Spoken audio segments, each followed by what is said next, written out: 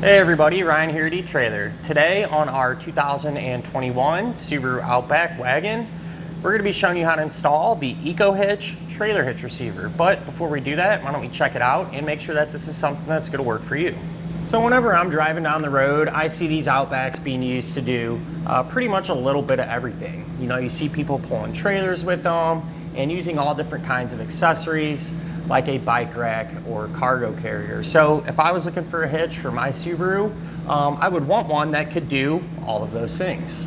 And with that said, the EcoHitch is gonna do just that, you know, so whatever we plan on doing, it's gonna let us get the job done.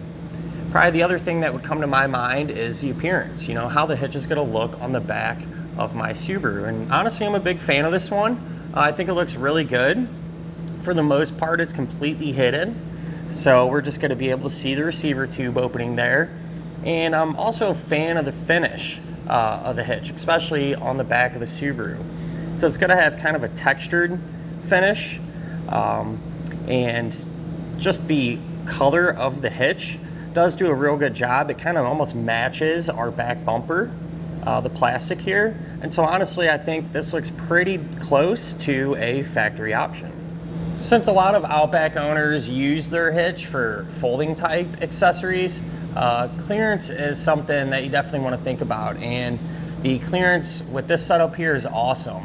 The end of the receiver tube actually comes out just a little bit past our back bumper. And so that's really going to allow us to take any of those folding accessories and put them in that upright position without having to worry about them contacting the bumper. And the same holds true for ground clearance as well. You know, this thing's tucked up nice and tight against the bottom of our bumper, and so we're really going to be able to maximize all that space down below.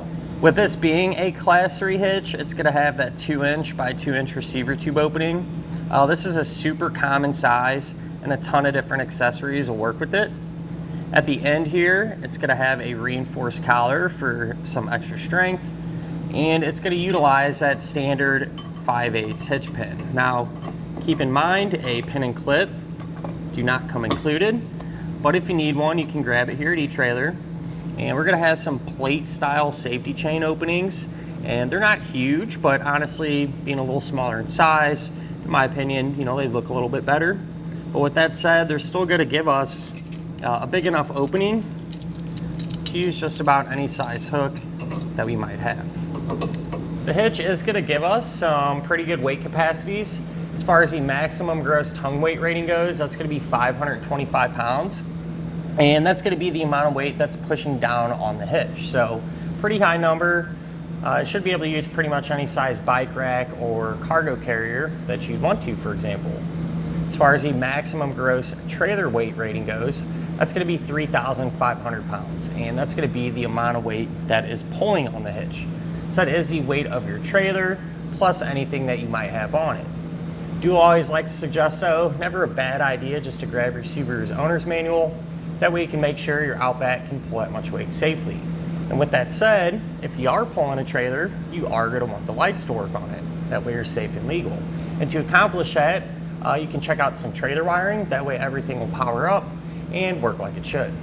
Now I'm going to give you a couple of measurements, and you can use these to help figure out which hitch mounted accessories are going to work out best. If you go from the ground to the top inside edge of the receiver tube opening, that's going to be about 15.5 inches. So if you do plan on doing some towing, chances are pretty good you can use a ball mount with a straight shank or one with a very small rise. From the center of the hitch pin hole to the edge of our rear bumper, that's going to be about 2 inches. And you can use that to figure out exactly if any folding accessories you do have can be stored in that upright position without contacting the bumper. Compared to some of the other hitches that are available that are, you know, completely hidden for the most part, not gonna lie, they're all pretty similar. I think probably the main difference would be how they look, you know, the finish and the safety chain type design. So very small similarities.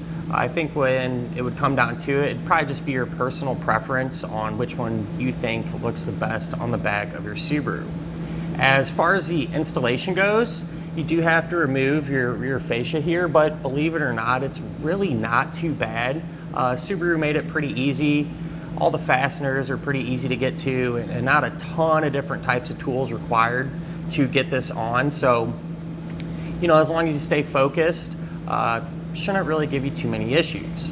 Speaking of which, let's go ahead and put it on together now. To begin our installation, we're going to be here at the back of our Subaru, and first thing we need to do is open up the hatch. That way we can work on getting our taillights out. So we're going to have some panels over here that's covering up the fasteners to actually remove the taillight. And so we need to get this plastic piece out of the way first.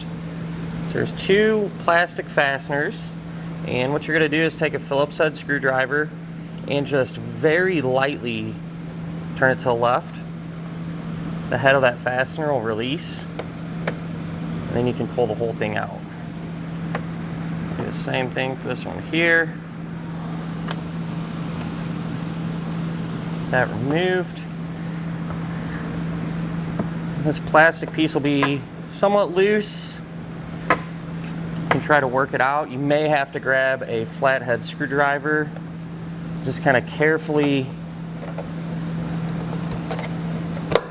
work it away. We'll set this off to the side, and from this point on, anything we do to one side of the vehicle, we're also going to repeat on the other side because it'll be set up the same way. To get the taillight itself out, we're going to have two fasteners. We'll pull them out using a 10mm socket.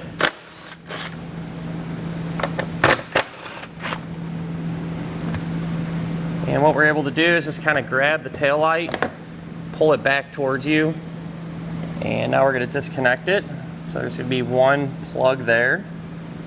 You can push down on the center of the tab, pull the two apart, and we'll set this off to the side for now. So on the bottom side of our bumper, we're going to have a few fasteners, a total of 3, that we're going to need to remove. And these are going to be push pin type fasteners, so you can take a flathead screwdriver and pry underneath the head of it. It should allow us to pull the base out. If the base doesn't want to come out, you can use your screwdriver. What works better is a trim tool like this.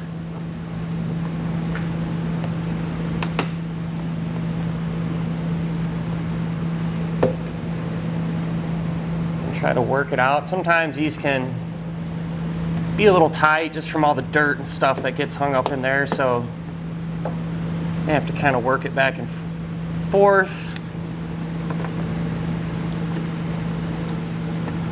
to get it removed. But once you do, we'll just do the same thing for the 2 remaining fasteners.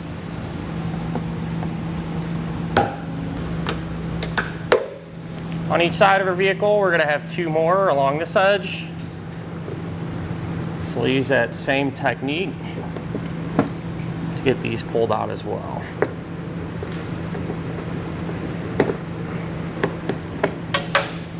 Now if you look along the edge of our rear wheel well, we're going to have 4 fasteners we're going to pull out. 2 of these are going to be plastic, and the way these work is you're going to push down on the center of it, and then you can get flathead in there behind it and get it removed.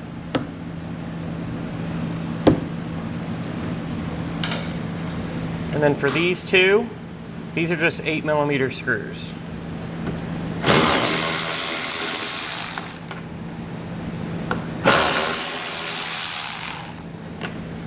Now if you look a little bit further in the wheel well, on the top of our mud flap, there's going to be another plastic fastener.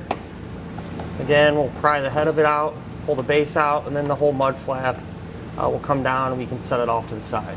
With the mud flap out of the way, that's going to expose 1 more plastic fastener, and we'll have to get that removed as well. Now with an extra set of hands, we can remove our rear fascia. What I've done is place some painter's tape here along the seam. That way we don't have to worry about, you know, scratching the paint or anything on accident.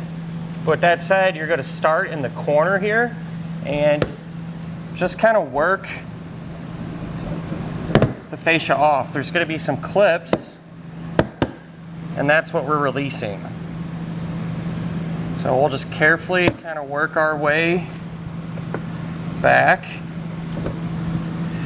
I've noticed it kind of gets a little tight here by the taillight pocket, and that's normal, so just take your time there. Once you get each side to about here, then we can kind of grab the center. We'll pull out. Careful, because we may have some wiring to disconnect. In our case, we do over here on the driver's side. So we'll disconnect that. Just pushing on that center clip. That will release our fascia, and then we can set this off to the side somewhere safe. Now over here on the driver's side of our vehicle, we're going to have this connector here that's attached to our bumper beam, and since we're removing the bumper beam, we need to remove this. So we'll just take a trim tool, kind of pry that up, and then we'll kind of just tuck it off to the side for now. To get our bumper beam off, we're going to have 3 fasteners, so 1 on each side and then 1 on the bottom. We're going to use a 14mm socket, an extension, to get those removed.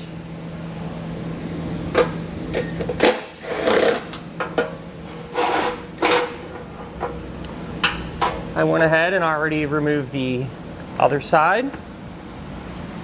And once they're all loose, you can simply grab the bumper beam and remove it from the vehicle. If we look inside of the frame rail, you can see that there's a plastic fastener in there. And what we're going to do is just pry that out from the bottom. All right. Then we're just going to flip it around and put it back in. We are going to need to lower our exhaust a little bit to give us the room that we need to work. Before you do that, take a strap and just run it from side to side and tighten it up. That way when we loosen the exhaust up, we can kind of help control how far and how fast we let it down. To get the exhaust lowered, we're going to need to remove 2 rubber isolator hangers. So one will be on this side of the muffler, the other one will be on the back side and up in that area.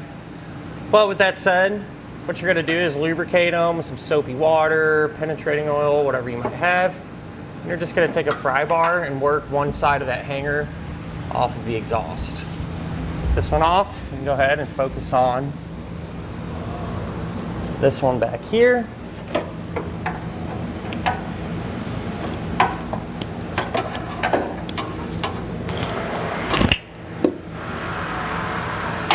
Once those are removed, you can then loosen up the strap a little bit and pull the exhaust out. So after loosening up the strap, you know, we really didn't get a ton of extra space, so figured it'd be beneficial to remove 1 more of the hangers. Just follow the exhaust pipe up towards the front of the car and we'll find it right here. We'll do the same thing to get it off. Now when we loosen the strap up, the exhaust should come down quite a bit more. Since we're under the vehicle still, if you look on the bottom of each frame rail, we're going to have a rubber plug right here. And we're just going to pop that out because this will be used as an attachment point for the hitch. So let's go ahead and pop these out from each side. So back up top here, we're also going to be using these 3 areas as attachment points. So I have a stud and the 2 weld nuts. What you want to do is take a toothbrush, some penetrating oil, and just clean out those threads.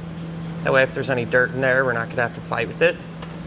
And once you have that done, we can then grab our hitch. This is going to slide in the frame rail and kind of work itself into place. And what you want to do is take the included flange nut, and we want to get this started hand tight on each side. That way the hitch will support itself. Now what we can do, if we move to the bottom of our frame rail, that hole that we exposed earlier by removing the rubber plug, what you're going to do is take the included fish wire and you're going to take the coil end of it, push it up, and then you're going to push it towards the back of our Subaru.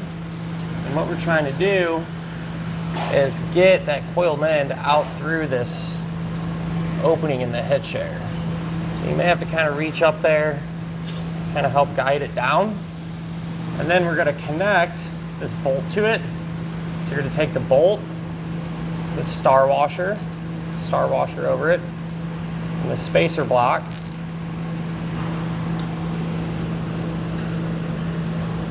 We're going to thread that onto our pull wire.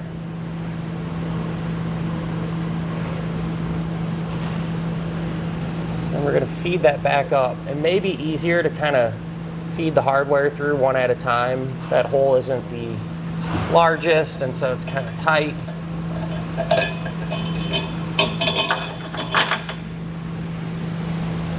And what we're trying to accomplish is to get all of that hardware to drop down through that hole in the frame rail. Once that is through, you want to remove the pull wire. You don't want to destroy the pull wire because you got to use it for the other side as well, so just unthread it. From there, we're going to take a flat washer. When you push up on this flat washer, you can kind of push it to the side against the bolt. That'll keep the bolt steady, making it a little more easy to get everything going. Take a split lock washer and then a nut. We'll just get this started hand tight for now. So now back up here for these two attachment points, what you're going to do is take a bolt, split lock washer, and we're going to put on two flat washers. And then we're going to get these started hand tight. Once you get that one going, we're going to have that same hardware combination for this lower attachment point as well.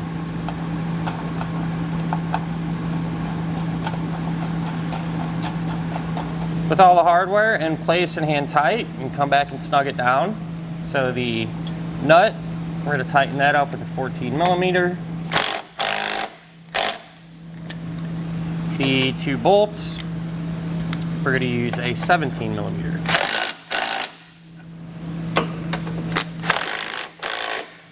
And for the attachment points here on the bottom of our frame rail, we're going to use a 19 millimeter socket. Once everything is snug, we can come back and tighten down all of the hardware to the amount specified in the instructions. Now, if you don't have a torque wrench, you can grab one right here at eTrailer, or many times you can go to your local auto parts store and rent one from them. Now that the hitch is all torqued, we can re-secure this sensor that we removed earlier. So this just pushes onto the side of the hitch, and then you can use the provided zip tie to secure it. Now we can come back and re-hang our exhaust. So just gonna lubricate the hangers, lift this up by hand.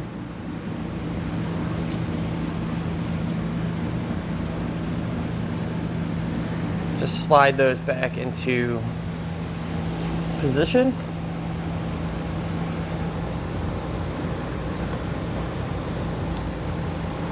And once it's supporting itself, we'll go ahead and remove the strap. Now what we can do is come over here to our fascia, and there's a diagram in the instructions that give you some measurements and tell you where to trim, because we are going to have to remove some material. That way it'll fit around our hitch nice and clean.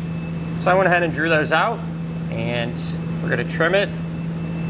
Before you start cutting, make sure there's no wires or anything back behind there. And I'm going to use a Dremel tool here, but this is pretty thin plastic. You could probably use a pair of snips or a utility knife, something like that, to get this job done.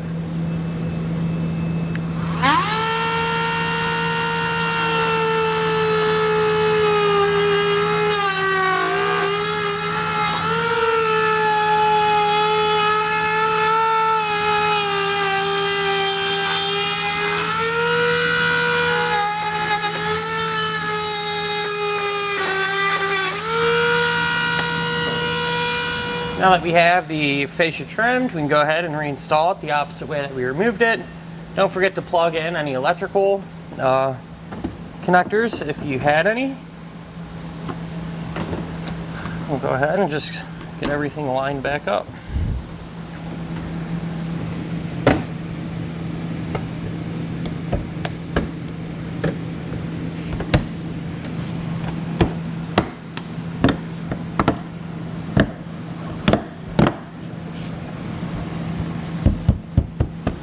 And that'll finish up our look at and our installation of the EcoHitch Trailer Hitch receiver on our 2021 Subaru Outback.